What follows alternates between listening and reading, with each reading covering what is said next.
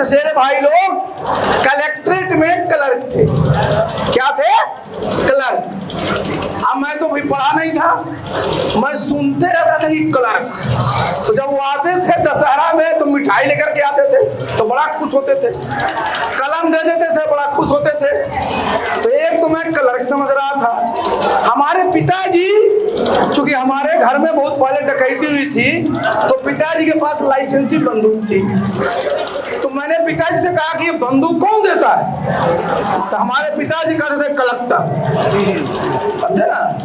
तो मेरे दिमाग में क्लर्क और कलेक्टर में कोई फर्क नहीं था। मैं जब पहली क्लास में पढ़ता था तो मेरे स्कूल के जो हमारे क्लास टीचर थे स्वर्गीय रामचंद्र यादव जी, वो महानंदपुर के रहने वाले थे। तो सब बच्चे को खड़ा करा के पूछ रहे थे कि तुम पढ़ करके क्या बनोगे, जो मैं आपके सामने बोलने जा रहा हूं। जब मेरा नंबर आया तो मैं समझा ही नहीं कि क्लर्क बनना है कि कलेक्टर बनना है, क्योंकि मैं दोनों का फर्क जानता नहीं था।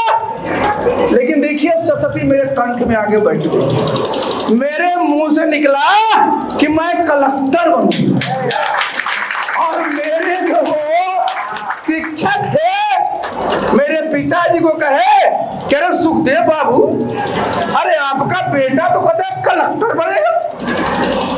आप जरा समझिए कब की बात मैं बोल रहा हूं, 61-62 की, मुझे पूरी अच्छी तरह से याद। मैं नहीं समझ रहा था कि क्या क्लर्क और क्या कलेक्टर है। लेकिन आप समझिए कि जो पढ़ने के बारे में जो हमारे मन में, हमारे मस्तिष्क में हमारी माता पिता ने डाला, उसका रिजल्ट क्या हुआ। मैं तीसरी क्लास में भी, उस जमाने में ब्लॉक में 2 लोगों को स्कॉलरशिप मिलता था, वो मैंने पाया। 5वीं क्लास में भी मिलता था जिले में 5 लोगों को, वो भी मैंने पाया। 7वां में बोर्ड होता था, रैंक लाइए, तो वो भी मैंने पाया। हाई स्कूल में भी रैंक लाए तो पाया, इंटर में पाया, बीए में पाया। पाया कैसे? क्योंकि मैंने शिक्षा को अपनाया। अगर मैं शिक्षा को नहीं अपनाता तो मैं आज अपने गांव मुस्तफापुर में खेती करा रहा होता। एक सिपाही से मुझे डर लगता।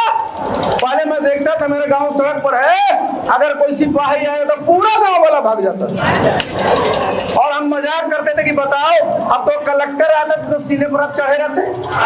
अब चढ़ना चाहिए, क्योंकि अब आप शिक्षित हो गए। शिक्षित होने से अपने अधिकार को भी जाने, अब आपको अपने कर्तव्य को भी समझना है। तो देखिए, एक मेरा अनुरोध होगा सबसे, बदलाव पर हम आएंगे, लेकिन सबसे बड़ा बदलाव अपने आप में करना है सभी लोगों को।